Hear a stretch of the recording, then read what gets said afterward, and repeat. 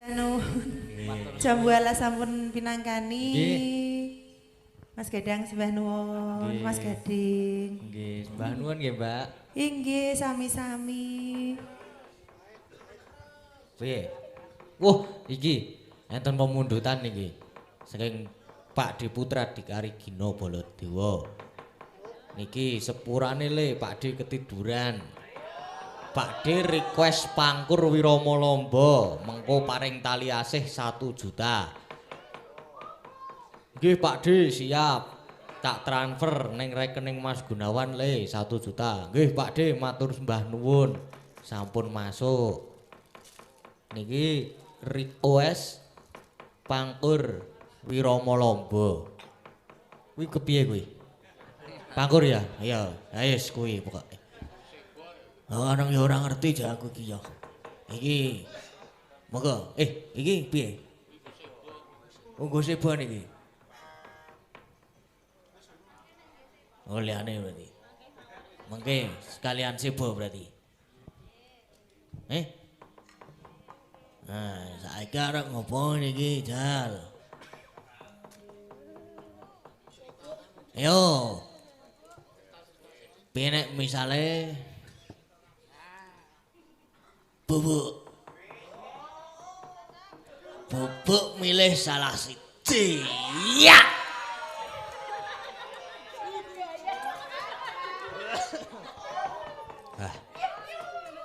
Wah, jan kiu-kiu banget iki. Justice pokoke.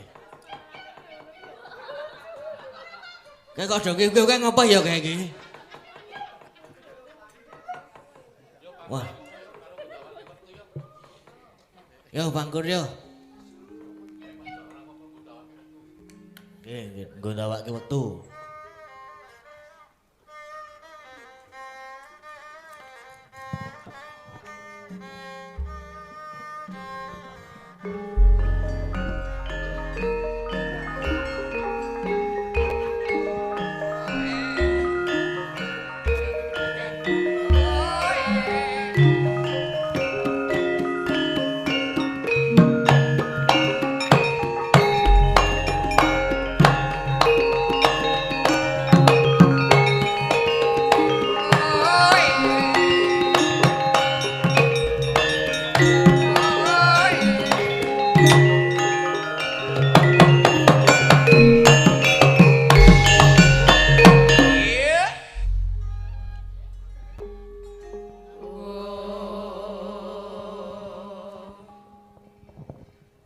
Sik stand mic-ku bar jebol e.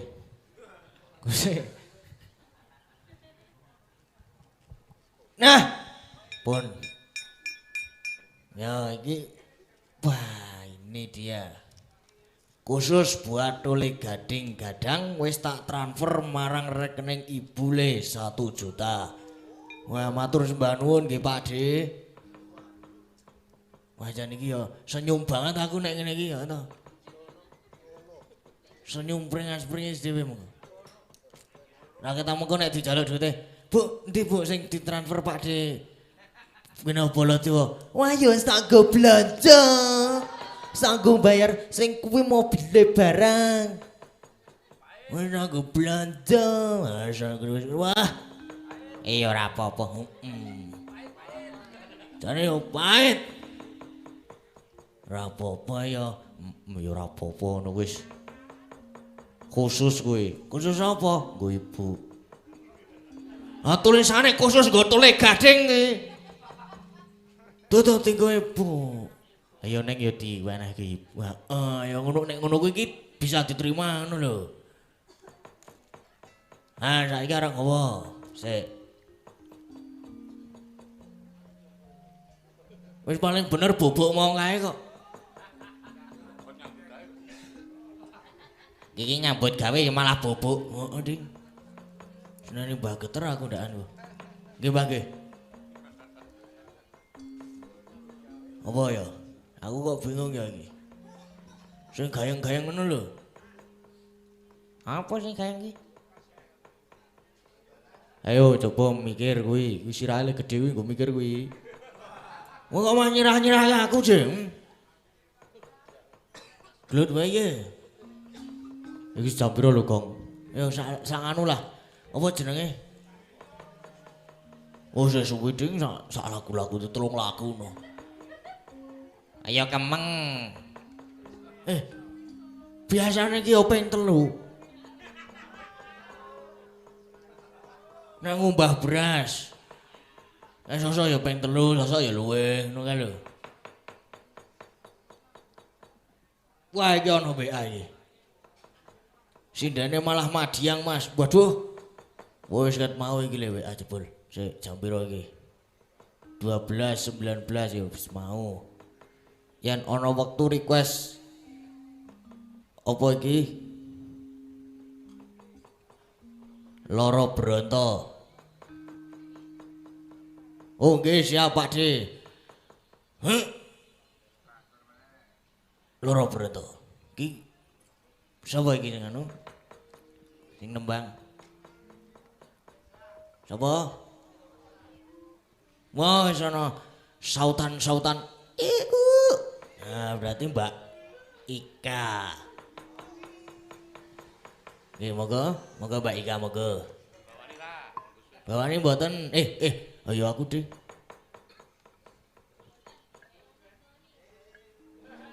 Dibawani.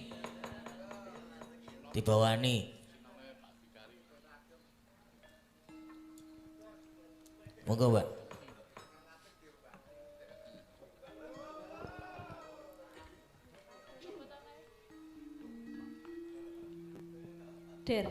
Der.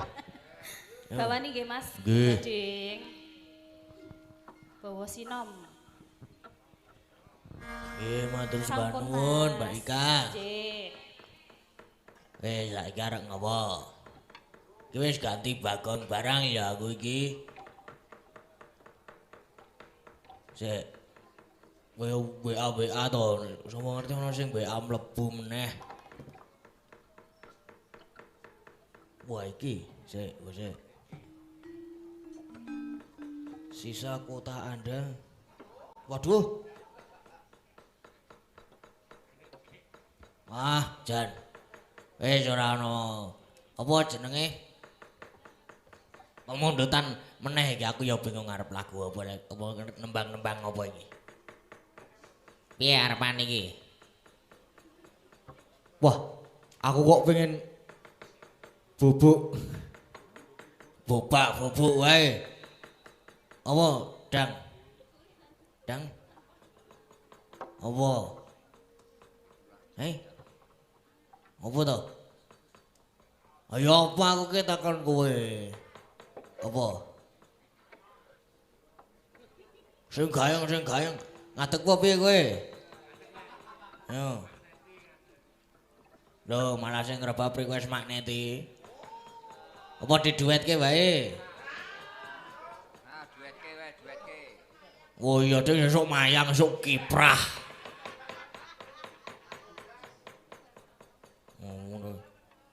Wah, mbak aku sik ding sing mayang ding selak ra sabar pengen mayang aku. Mau wis ngono kuwi, wah. Ketoke ben ora deg-degan. Sesuk mimik obat pusing sik sedurung munggah iki biasane. Apa ya? Mondudat, aduh dangdut. Apa? Nganu.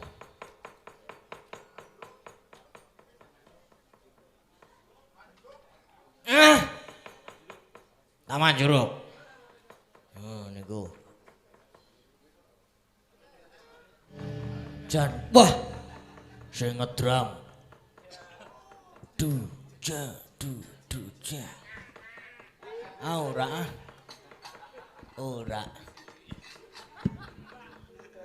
Terus apa meneh mau? Ayo sing lek ngematke main sing ngedram mau kok. Wis bersemangat banget kae. Karo guyang-guyu.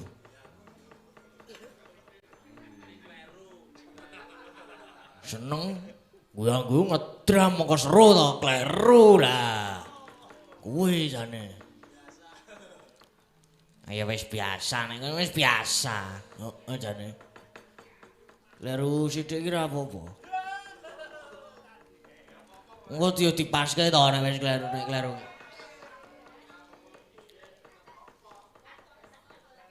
Apa jek iki? Aku ki bahas iki lho, larasan iki lho. Wah. Piye iki?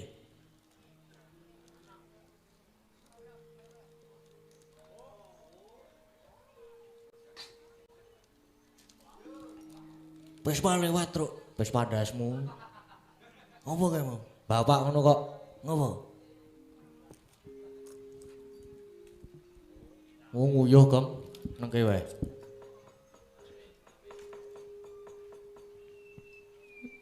Ayo leren udah.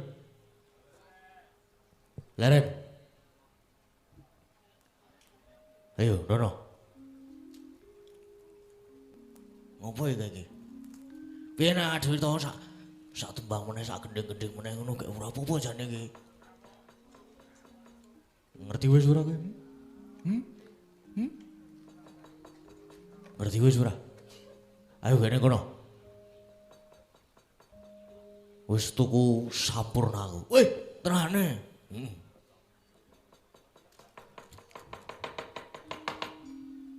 Kang. Sebose. Oh iya, Dik.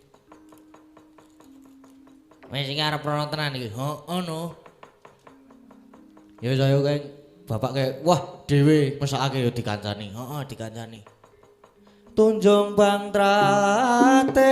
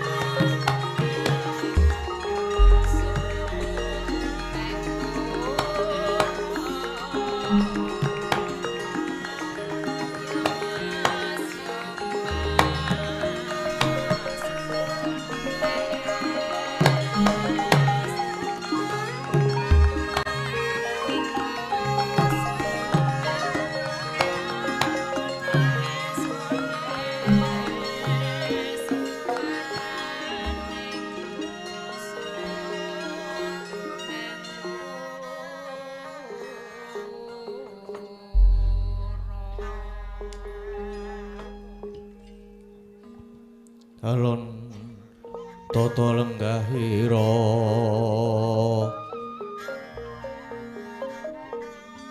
resang warta tameng dasih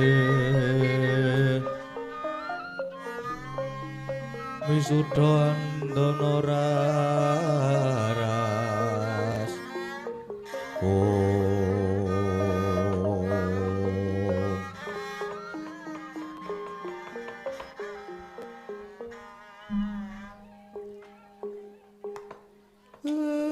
blegegeg ugeg sak dulita humel mel Anoman kowe padha kanthi Basuki rawuh ning Karang Kadempel kene Dewang Rama dewaku inggih mundi pangestunipun Kyai Badranaya wilujeng sowan kula pangabekti kula kunjuk Kyai iya tak tampa nanging tiba padha-padha. Ndara Abimanyu dipun prayogaken anggenipun lenggah nggih Den. Iya Kyai. Kaya wis ora kurang prayoga. Siwa Mayangkara. Rawuh paduka keparenga ingkang ngaturaken pambagya wana kramiwa. Inggih Ger.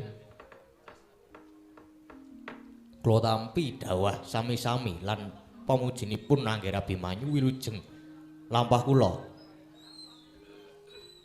Man. Piye? Nganu to? Apa jenenge? Slamet to tekan kene. Nggih. Slamet Ki Lurah. Man piye man slamet to? Aman-aman wae to di jalan. Inggih. Pangestunipun Ki Lurah Petruk. Mboten enten alangan setunggal punapa. Nyuk mbok yo sing apik sithik, Gong. Lah kuwi apa? Munyuk ta kuwi? Iya ning ya ora nyuk ngono kuwi. Man apa piye wat celuk jenenge? Nom. Nom sapa? Anoman. Wis karepmu wis kono karepmu. Piye man? Selamat taman tekan kene. Inggih. Pangestunipun Lurah Bagong. Slamet. Ya wis apik nek kaya ngono kuwi. Anoman. Iki kok janur gunung. Kowe teka mrene. Ana apa? Inggih, mbok bilih sampun kepareng matur. Nanging saderengipun nyuwun gunging samudra pangasami. Mbok bilih lepat atur kula ya. Ora dadi ngopo. Ora dadi ngopo Senggana. Wale-wale menapa Kyai? Sowan kula inggih labet saking ribeting manah kula ingkang awrat. Inggih menika babagan Pandhawa badhe ngawontenaken manunggaling Pandhawa Sanga.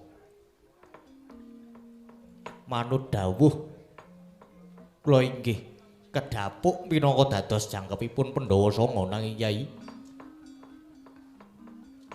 jebul lelampahan menika mboten ndadosaken renaning penggalih sinuwuning Mandura. Mila kula lajeng sowan Karang Kadempel menika nyuwun pitedhahipun Kyai. Iya. Aku wis mireng bab gegayane para Pandhawa. Merga rawuhe Ndara Abimanyu iki sejatine bakal mboyong karo Semar supaya enggal seba caos rembug babakan iki. Nanging gene ya Senggana, sejatine iki kanugrahan tumraping Anoman.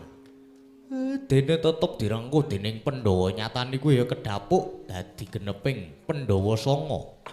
Lan mestine iki wis dipenggalih kanthi wening dening para Pandhawa.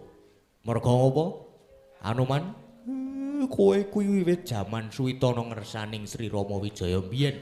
Anoman kapatah minangka dadi senopati mangrurah Satru Murka. Ya kuwi ngisas angkara murkane Prabu Dasamuka Ratu Ngalengka. Lah Sak sirnane Rahwana sak wadyabalane Sri Rama nuli nitis ana Ratu Ndrawati ya Sri Kresna. Anoman ya ora keri tegese Anoman ora iso pisah karo Sri Rama ya iki. Iki kanugrahan tumrape Anoman. Ya mung wae sing sapa wae bakal nampa wahyuning kamulyan kuwi adane ana godane, ana pacobane. Jer pacoban kuwi sejatine pinangka dadi pangungkaling laku nanging yen kowe bisa kuat nampa pacoban lan godha rencana ya ing kono bakal praptaning nugraha agung Anoman. Ngatlangening ngalanggiman aklar pandan moncar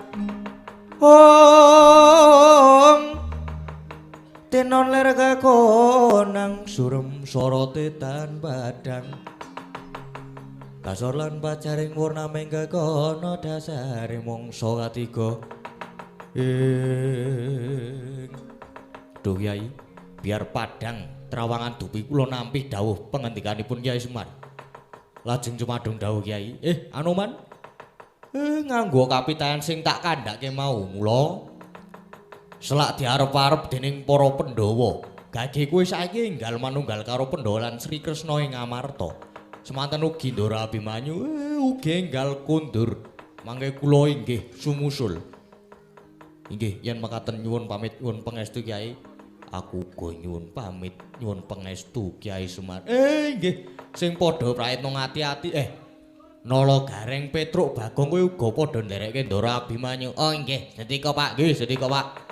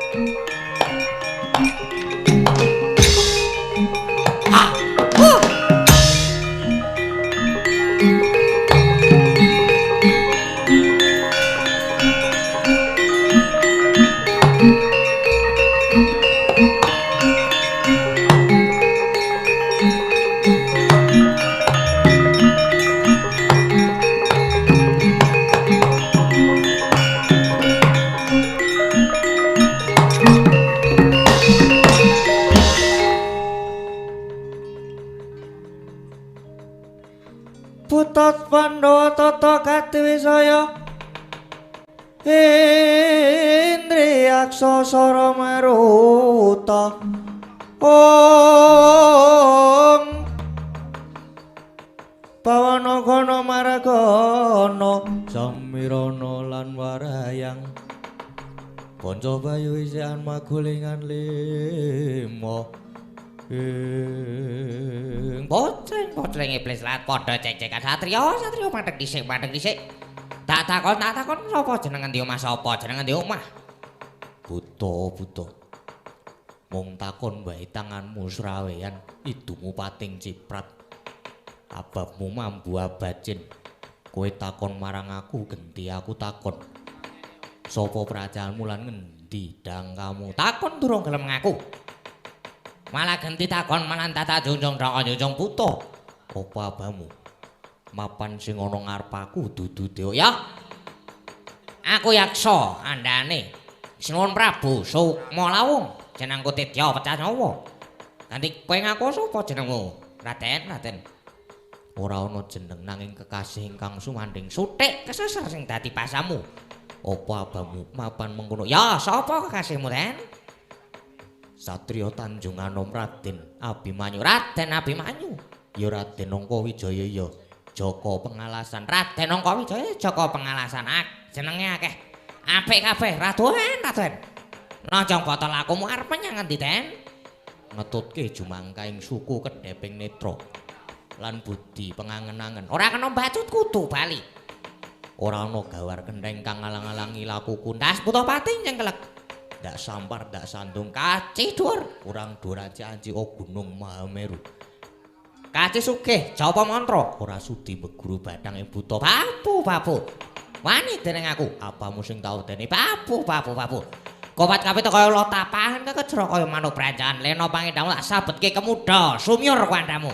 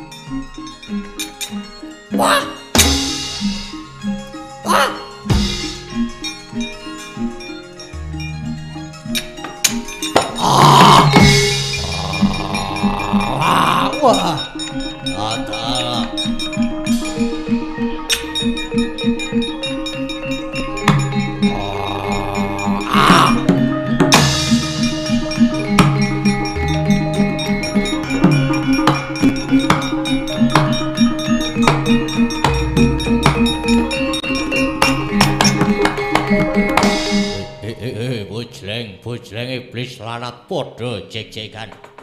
Durung tau weruh gedhe tetes kancaku. bareng ora wis mati dadi bayangan. Walah dalah. Raja Satriya. Milih cara ngaja mung sing jejeg. Wah. Sing bengkong kaya aku belakno bareng maju rubuten aku ora bakal gigrek. Wah. Ado tak sawat bedha cedhak tak gegulung remah-remah we.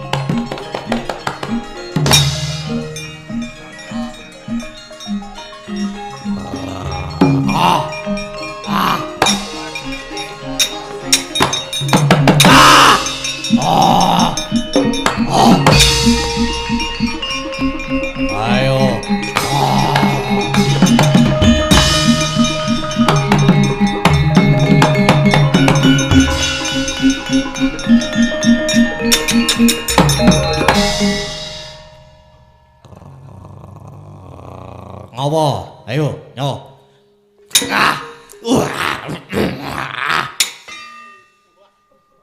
Ora tedas. Wah. Ampun, ayo nyo ngantem meneh.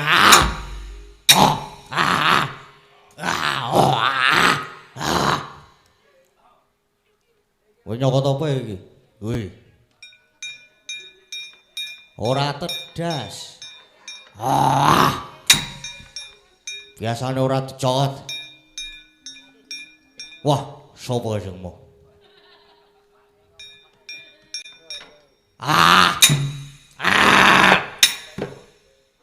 Nyo.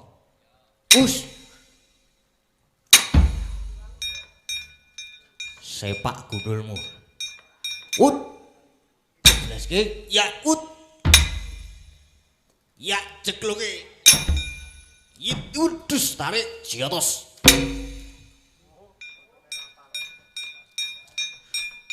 Ayo gini.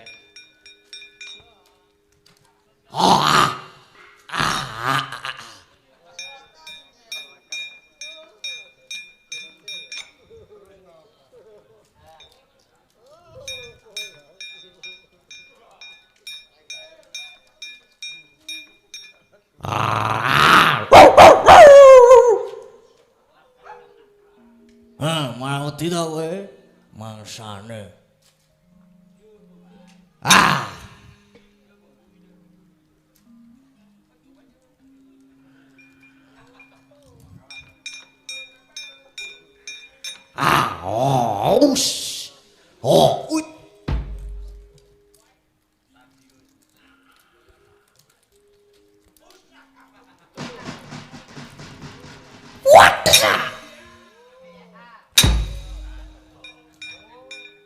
Ayo.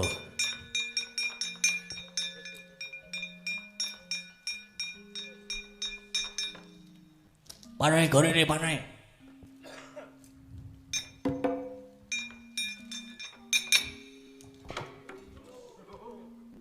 Lho piye to kae iki? Ampuh, meneh baleni. Ya.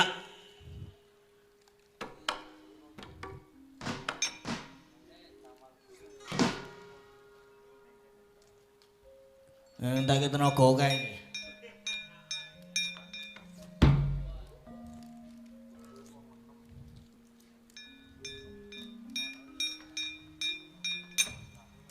Waduh. Bapak mencelat. Gorene iki. Us. Wah, aku lali apa ya, kae? Wis sik. Anu kae aji-ajine kae. Wah.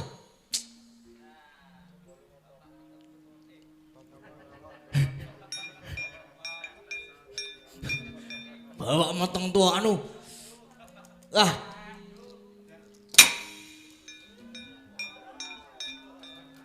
Oh, asik to ora mulane to.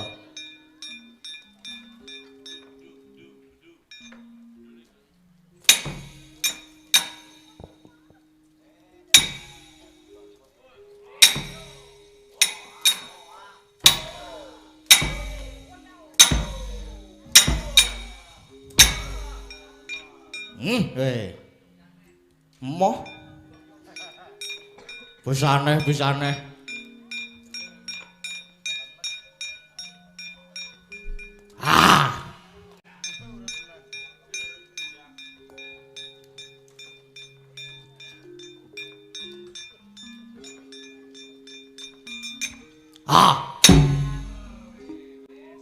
Wis, to? Selesai.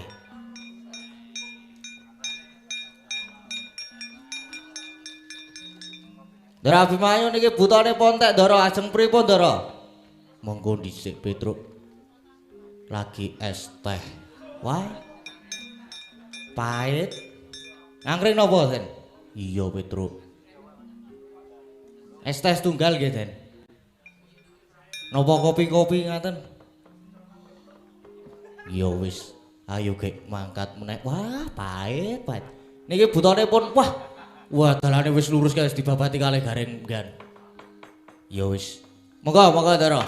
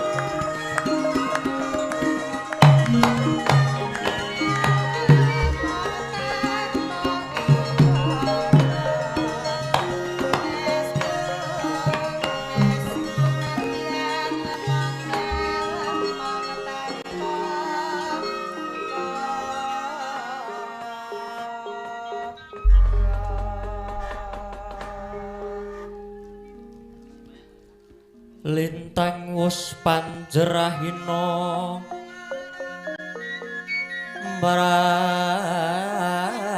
tandani yen ijing oke calma gumedher samya makarti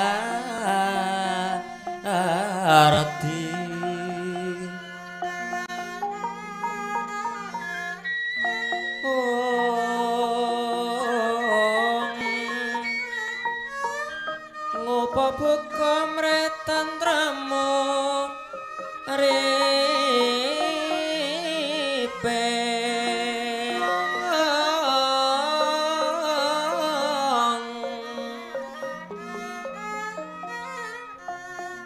ngidul ngetan ngulon ngalor sane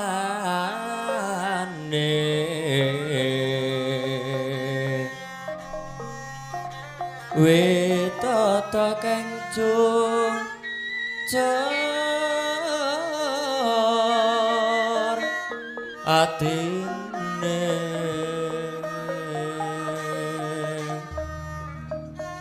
selamat rahayu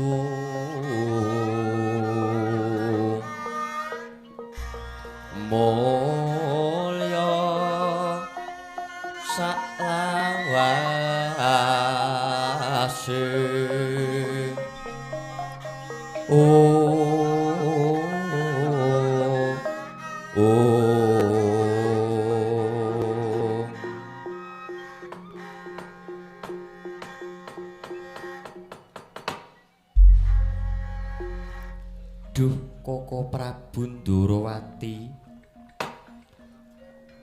wangsul atur kula ingkang nalika semanten lumantar nawala Koko Prabu babagan anggen kula sakadang gadhahi gegayuhan badhe mawujudaken manunggaling Pandhawa Sanga menika kados pundi Koko Prabu? Inggih Yai. Gegayuhan menika nyata luhur. Krana menika saya amimbuhi rumaketing kekadangan ingkang anjogipun samidaya dinayan. Samat sinamadan guyub rukun ingkang mestinipun badhe ambabar kanugrahan ingkang ageng. Mesti kemawon ingkang raka sarujuk saha anyeng kuyung lair batos Yayi. Matur sembah nuwun Koko Prabu. Wah. Monggo dhisik criteng Kresna kakangku. Werkudara wi. Anane Pandhawa Sanga iki kejaba Pandhawa 5 murih jangkep sing kedapuk ya kuwi 1 Kresna kakangku, 2 Baladewa kakangku, 3 Setyaki, 4 Anoman. Wah, nanging iki Baladewa kakangku malah durung katon. Mengko gek-gek malah ora sarujuk. Inggih Koko Prabu. Menika Koko Prabu Mandura dereng ketingal. Ya, mangko dhisik, mangko dhisik. Setyaki kula Prabu. Nalika semono jeneng sira tak utus suwan ana ing negara Mandura banjur piye sing dadi dawuh pangendikane Koko Prabu Mandura? Inggih. Kepareng munjuk atur Prabu. Ya. Lepat nyuwun pangapunten. Nalika semanten kula sowan Koko Prabu Baladewa. Nanging semunipun Koko Prabu Baladewa menika boten sarujuk menawi ingkang dados jangkepipun Pandhawa Sanga menika Kakang Anoman malah Kurawa ingkang dipun pandhegani kaliyan Pandhita Durna saha Harya Sengkuni menika sami ngronjongi dhateng Koko Prabu Mandura.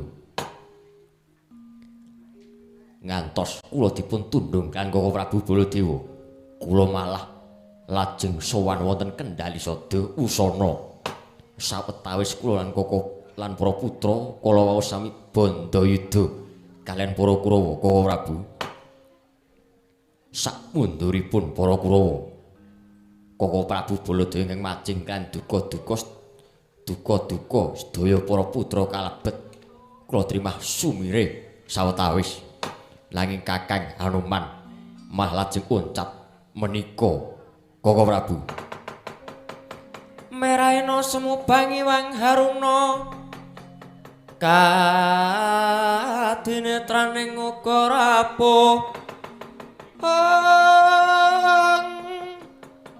sabdaning kukila ringkani goro sagetor kini donganing kung lirwu sing bini panca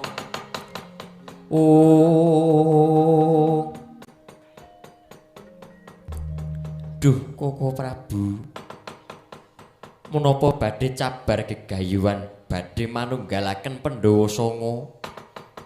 Tetela Koko Prabu Mandura mboten sarujuk Anoman ugi dereng ketingal makempal Koko Prabu. Wah, lakone kok malah kaya ngene.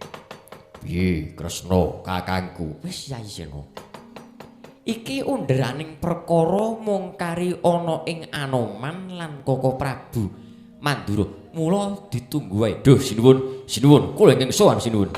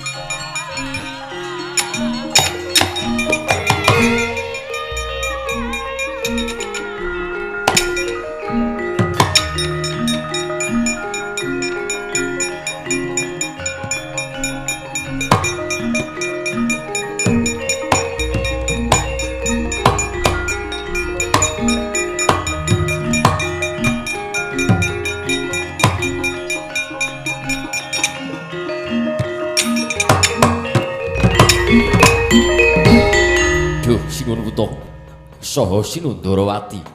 Nun sewu, menawi kula sumalana kula mangertos kersanipun para kadang Pandhawa menika gayuhan ingkang luhur. Lan menawi Anoman kadhapuk dados jangkeping Pandhawa Sanga, menika kanugrahan tumrap kula lair batos kula sagah lan nderek nyengguyung. Nanging menika malah dadosaken cuaning penggalih sinuwun. Gusti kula Sinuwun Mandura inggih labet kawontenanipun Anoman menika pramila timbang kula malah namung damel sandungan lan malah namung ngawon-awoni kula trimah mundur kemawon sinuwun.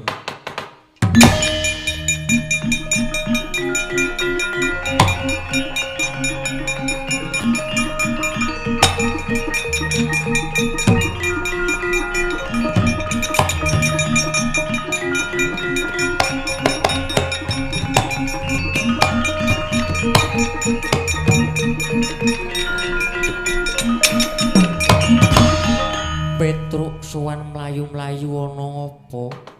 Jogging. Lho kok guyon iki kepiye? Mboten iki jan. Petruk ana apa kok sajak nyolowadi? Wah, iki jan. Wah, Petruk ora tromean. Dupak. Waduh iki. Nggih.